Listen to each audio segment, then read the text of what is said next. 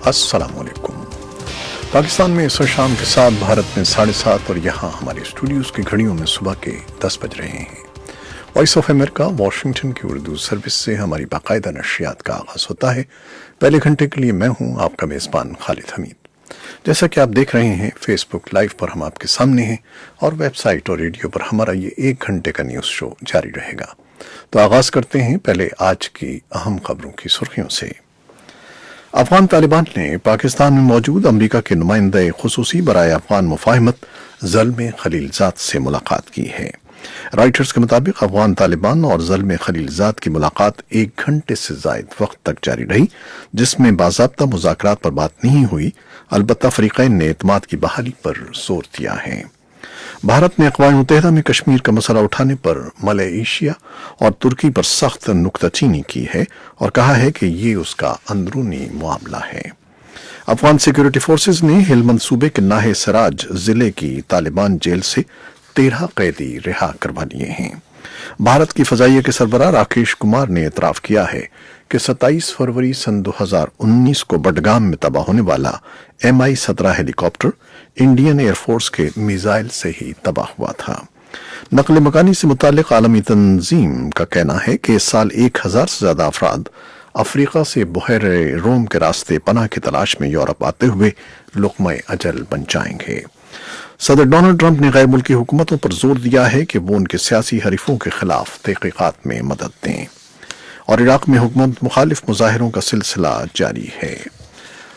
और हांगकांग की हुकूमत ने जुमे को अवामी एहतजाजों में लोगों के नकाब पहनने पर पाबंदी लगा दी है। ये थी शह सुर्खियां, तफसील कुछ देर के बाद।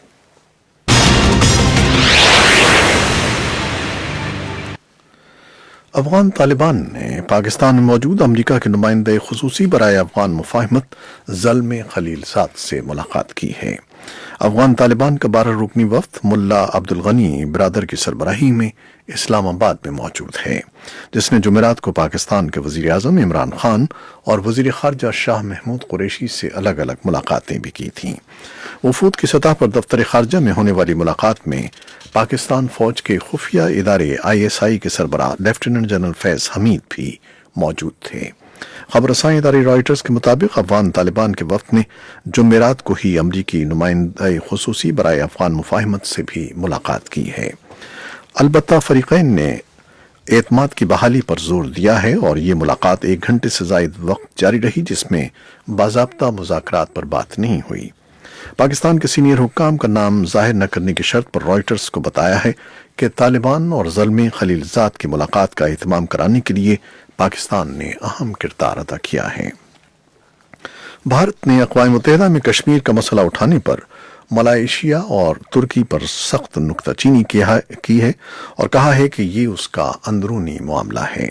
उसने पाकिस्तान के वज़ीर आज़म इमरान खान की जानिब से जिहाद की बात कहने पर उन पर भी नुक्ताचीनी की है, जबकि तज्ज़ियाकारों का ख्याल है कि अगरचे दफ़ा 370 का खात्मा भारत का अंदरूनी मामला है, लेकिन इंसानी हुकूक का मामला बैनुल-अक़वामी तशवीश की बात है, ख़ास तौर पर अक़वाम मुत्तहिदा में अब तक एक मुतनाज़िया मसला होने की वजह से ये शिद्दत इख्तियार कर गया है।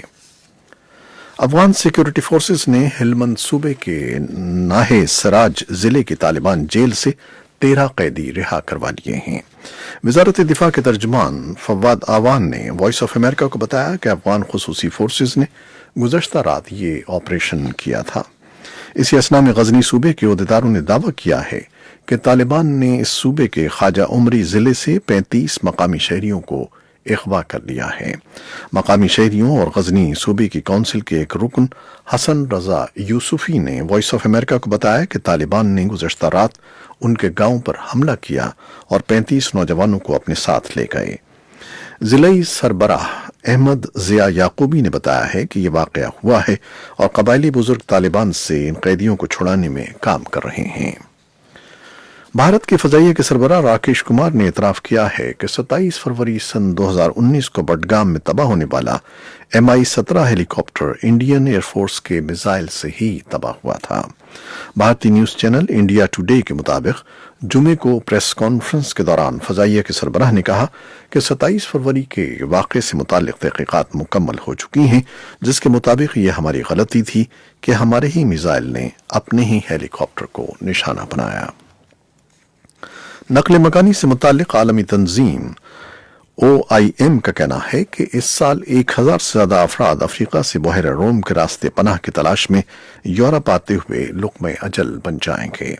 इस बारे में वॉइस ऑफ अमेरिका की लीजा शलाइन ने बताया है कि आदाद व शुमार जाहिर करते हैं कि दुनिया भर में बहर रोम नकल मकानी करने वालों का सबसे ज्यादा जानलेवा रूट है। OIM के आदाद बताते हैं कि इस साल भी अभी तक 994 मर्द, खवातीन और बच्चे बहर रोम का सफर करते हुए अपनी जान से हाथ धो बैठे हैं। अभी 3 माह बाकी हैं और OIM का कहना है कि साल खत्म होने तक मरने वालों की तादाद 1000 से तजावुज कर जाएगी। OIM के तर्जुमान जोएल मिल का कहना है कि ये 6ठा साल होगा जब बहर रोम से सफर करते हुए एक साल में हलाक होने वालों की तादाद 1000 से तजावुज कर जाएगी। उनका कहना था, Well, I would think that if they were honest about it, that sort of... These data, tragic as they are the lowest number recorded at this point in the year since 2014. However, as shown, this drop is linked mostly to the reduction in the number of people attempting the crossing. Milman कह रहे हैं कि ये दर्दनाक data जाहिर करता है कि सन 2014 से लेकर इस महीने तक ये आदाद किसी भी साल में सबसे कम हैं।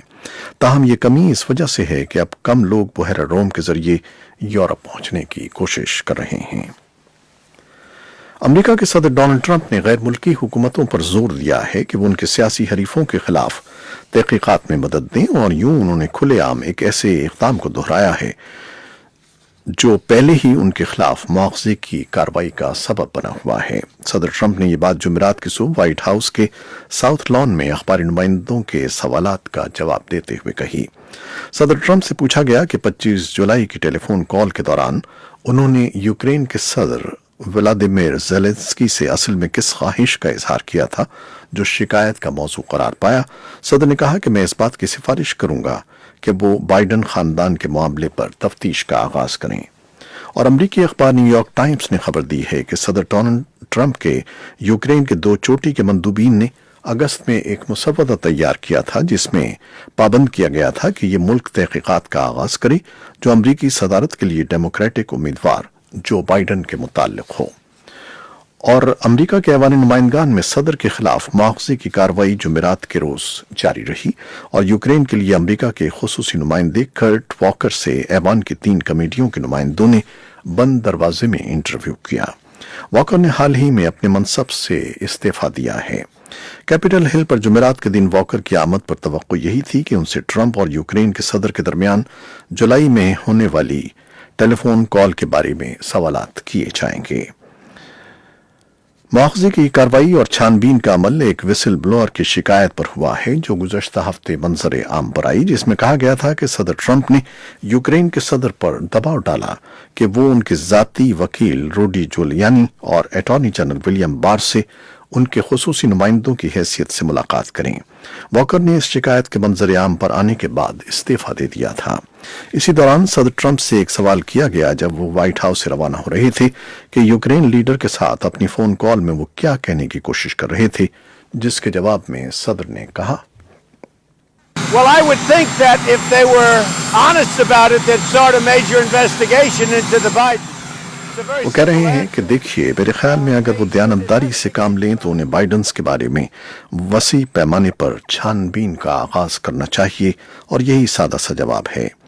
इस तरह चीन को भी बाइडेन के खिलाफ छानबीन शुरू करनी चाहिए क्योंकि जो कुछ चीन में हुआ वो उसी हद तक खराब था जो कि यूक्रेन में हुआ। लेकिन ट्रंप के इस बयान के बाद ऐवान की इंटेलिजेंस कमेटी के चेयरमैन एडम शिफ ने अपने ट्विटर पैगाम में फौरी रद्द अमल का इजहार करते हुए कहा कि सदर अपने इख्तियारात को इस्तेमाल करते हुए गैर मुल्की लीडरों पर दबाव नहीं डाल सकते कि वो उनके सियासी मुखालिफिन के खिलाफ छानबीन करें।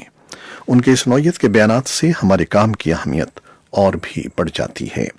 جمعرات کے روز واکر سے ہونے والی پوچھ گچھ ایوان کی انٹیلیجنس، خارجہ امور اور نگراں کمیٹیوں کی مشترکہ کوشش تھی۔ عراق میں حکومت مخالف مظاہروں کا سلسلہ جاری ہے، جبکہ وزیر اعظم عادل عبد المہدی نے کہا ہے کہ حکومت نے مظاہرین کے مطالبات سن لیے ہیں، لہٰذا وہ اپنے گھروں کو چلے جائیں۔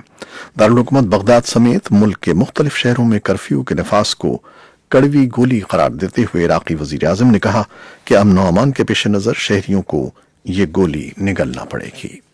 یہ تھی وہ خبریں جو فیس بک لائیو پر ہم نے آپ کے لیے پیش کی۔ ویب سائٹ اور ریڈیو پر ہمارا یہ 1 گھنٹے کا نیوز شو جاری رہے گا، ہمارے ساتھ رہیے گا۔ کیمرہ مین فواد الیاس کے ساتھ فیس بک لائیو سے اجازت چاہتے ہیں۔ اللہ حافظ۔